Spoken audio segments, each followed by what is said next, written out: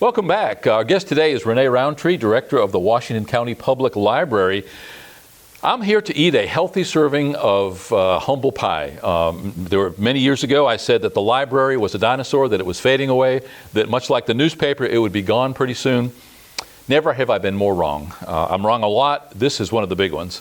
Our library system, as we just recently found out, offers some just very awesome opportunities, digitally specifically, but in all other formats as well, for you to learn, to enjoy, to have some recreation. The library is where it's happening. We're going to talk about all this and more with Renae when we come back, and we will be right back. Welcome back to Real Florida Magazine.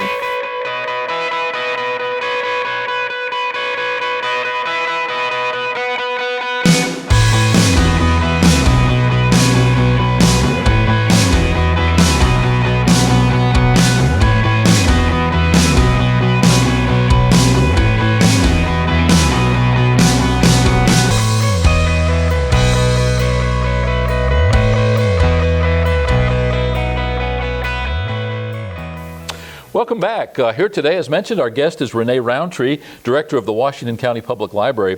Thanks for taking the time and for stopping by today. Thank you, Paul. I'm delighted to be here. You know, a couple weeks ago, my wife, actually several weeks ago, my wife went to the library. She came home and she was all excited. She said, you know that Kindle I got you a couple years ago for Christmas, and you had some books and you read them all and you thought now that we're going to have to throw away the Kindle? Well, guess what? Now you can download for free from the public library lots of books, fiction, nonfiction. Let's start at the beginning. Did I misspeak when I say you are the director of the public library system? I am. However, Washington County participates in a 4-county cooperative, which allows us to provide more services than we would by ourselves. So it's also Calhoun, Jackson, and Holmes County as well. So you can check out and return library books and use all of the services in all of those 4 counties, whether or not you actually live in your specific county. So for instance, if you're conveniently live in Chipley, but you happen to be in Marianna and you have your library book and you don't want to get an overdue fee, you could just conveniently return it back to Marianna and they would make sure that it made it back to Chipley very easily. So you guys are a cooperative, and obviously in these days of high gas prices and fiscal challenges, that's great. Somebody in Bonifay can return a Marianna book in Chipley or wherever. Right. So even though Washington County is only around 25,000 people, we actually serve a population around 109,000. Wow. I started off by saying that I'm here today to eat a large portion of humble pie, and to everybody that I've offended over the years, well, not everybody, but in this case about the library system specifically, for years, Renae, I was saying the library system is outdated, it's outmoded, it's going to go away, nobody's reading books anymore. Number one, I was totally wrong about reading physical hardcover books, but what I'm talking about today in digital is the digital media that you guys offer for free on top of everything else. Let's back up, start at the beginning. And understanding that those 4 counties cooperate as one entity, in this case, Washington County Library. When we have fiscal heartburn, when we have fiscal challenges, poop runs downhill, as they say, and everybody gets cut. For a while there, especially when Ms. Norton was the director over there, you guys looked like that you may be having to shut the doors. I know you cut back hours. Oh, yes. It looks like it's gotten a little bit better. Talk about that part of it first. Well, I think that libraries are unique in that no matter how hard things get financially, they never actually cut back on services. Actually, they continue to offer more and more and more, even sometimes at the luxury of staff. They are much more likely to, go ahead and, be short-staffed if it means that they're going to be able to offer the necessary materials that your citizens need. Things have been kind of bad for us. The recession hit us very, very hard. We're only just now seeing an increase in hours again at some of our branch locations. We've worked on that for the last 2 years. We would love to offer better hours on, like a later evening hours in Chipley. Lots of locations would love to have a Saturday again, but You know, you have to be able to pay the electricity bill. You know, you have to be able to have that person. You have to be able to afford to even do something as simple as turn on 20 computers in a facility. So, and that can sometimes be a challenge that people don't understand. You guys have zigged when others have zagged. You've gone when you've been faced with a challenge. You've figured out a way around it. In this case, and specifically, what got my attention was your electronic media. Oh yes. So that regardless of what your hours are, I, as a consumer of your electronic media, whether it's ebooks or research material or whatever, and we'll talk about that in a second, I can access all of your services 24/7 with no thought to. As a matter of fact, you mentioned that you see some people once when they get their library card and never see them again. Again, I'm getting way ahead of myself because I am kind of excited. Let's start at the beginning. Talk about what you offer at the public library. Well, our first major digital offering that we had happened about 4 years ago. There's something that the Institute of Museum and Library Services, which is the federal arm of libraries, provides when it comes to funding, and that's called LSTA funding, and that is Library Services and Technology Act funding. So there was a cooperative within the state of Florida that was looking to provide ebooks for rural libraries. So the person wrote this grant asking IMLS, what it's affectionately Institute of Museum and Library Services is affectionately called, asking for funding to have ebooks for these rural libraries, because otherwise they would never be able to afford the startup costs involved. Mr. Ward sent out a mass email across the state to libraries who had under 50,000 population, and basically we hopped on board and we said, well, we'd love to do it. We know we can't afford to offer it. You know, if the grant comes through, that'd be great. And so it was born just like that. And here we are several years later. We have a collection of 6,000 ebooks. There are 11 participating libraries. You know, Washington County is one of them, but then you have somebody like Flagler County, all the way on the East Coast. And then we even have Swanee River. There's all kinds of groups that are participating, but it's small libraries who would never be able to afford the opportunity to provide ebooks. So we started with ebooks, and then we realized that's just not enough, you know, because you want to provide as many digital services as possible, because you provide as many print services as possible. So we offer, you know, physical books and physical audio. Why wouldn't we offer digital books and digital audio?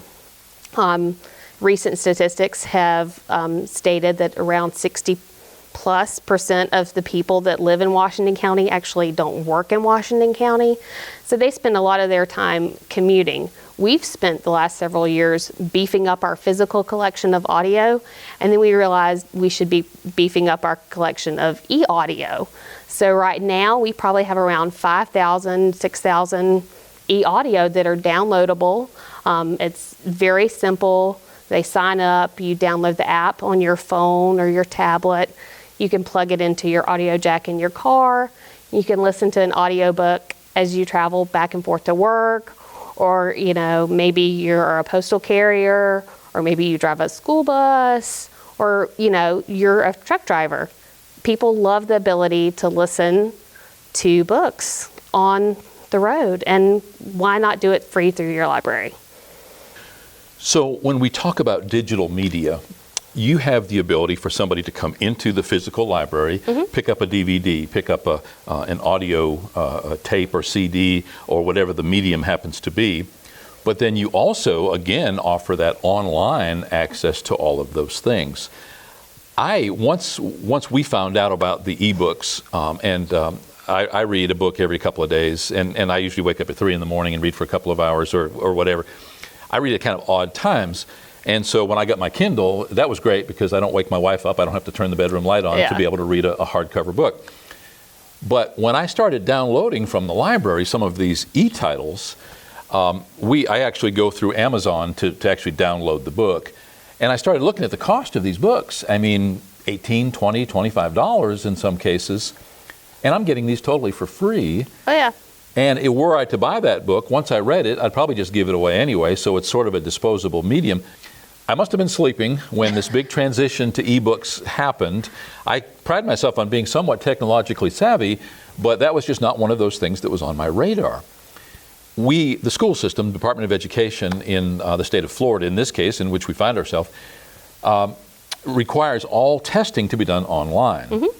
Much adult education is also available through e-universities and e-schools online. Backing up a minute to what you said, 20 computer consoles in the library. When I go into the library, and I came in not long ago to speak to you about some of this stuff and make the appointment to do this show, those computers are always filled. Those seats are always filled. You've got people in there all the time online.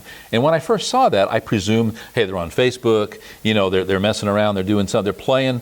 These people were in there studying. They were going to these taking e-classes, taking testing. Talk a little bit about that availability. Well, one of the things that if you live in Washington County any period of time whatsoever, you realize that internet can be a complicated endeavor to acquire. Politically correct way of saying that. Unfortunately, also it can be a little bit of a luxury item. Assuming that you live in a location where you can get halfway decent internet, it can be very cost prohibitive. But there are a million and one things that you have to do online nowadays. Even if you are filling out a job application for McDonald's, if you want your pay stub from Walmart and your W-2, all of those are all online now because companies have cut back on those paper costs. And if you don't have internet or you don't have access to a computer, then the public library is your best bet. You come in, you can sit down, do whatever you need to do. We have students that we we do test proctoring for, from like Gulf Coast Community College for online classes. Sometimes we have them even as far away as Tallahassee Community College. I'm a perfect example of online learning. I did my entire master's degree online through Florida State University for Library and Information Science. And there were days that I was working at the library and I would leave early and I was headed home to use the internet, and my internet was really slow, and I would pack back up and I would come back to work so that I could attend online class. So it really comes to be a lifesaver for people. If you need to do any type of e-government assistance now, even signing up for Social Security is done online. So testing for GED, unemployment, if you need food stamps, there's a million and one things. The IRS requires you to file your taxes online. I would like to say that I probably dread tax time more than anybody in the world because I know I'm not going to have enough computers for everybody that needs to come in and do taxes. But you do the best that you can, and you offer the services that your community requires. And the simple fact of the matter is, most people don't realize what we're doing until they actually need us. So, and then they're like, wow, you offer this, you offer that. They're surprised that they come into the library and they see that there's DVDs. Well, there's no movie theater in Washington County. They're surprised that we have all of these children's programs. And I'm like, well, there's not really a Boys and Girls Club or a YMCA. There's sports, but that's not everything. We partner with whoever we need to. We're very blessed that we've partnered with Julie Dillard with the 4-H Club, and we actually offer a Lego robotics club for kids, and they love it. Twice a month they can come in and have a good time and learn some important computer skills and just, enjoy the library. And they leave after the class and then they stream into the library and they check out books at the same time. It's a wonderful, wonderful thing. Were I to be in charge of marketing the library, I would simply direct people to at least step foot in the door one time. Oh, yes. Just to get exposed to actually physically see the availability of this stuff. In the case of doing your taxes, the message here is that come in early. Oh, yes. And if you want to use the library resources, that's a good problem to have. And I would imagine your load on these services dictates which ones get enhanced over time. You mentioned an interesting thing to us at the Kiwanis Club about the ebooks, and that if certain number of people put a hold or reserved a ebook that was out, that you automatically ordered another copy of that because the machine recognized the fact that there was a demand. Talk about that. Yes, and it's amazing, really. The vendors understand what a public library needs. We are very good at expressing how we need a system to run. And vendors have responded to that, specifically Overdrive, which is our vendor for our ebooks. And the nice thing is, you set a limit, say, hey, you know what, you have 5 or 6 people on hold, you know what, let's go ahead and automatically buy a new copy. And, then the average wait time for an ebook right now is 15 days, which is extraordinary considering there are 11 libraries using it. I mean, we're talking about, I don't even know how many people it is that are being served. It has to be close to 350,000 people across the state that are using this one service. But you would never know it. The turnaround is faster. And sometimes people, they're like, well, I just want to read the new John Grisham. I don't care how I get it.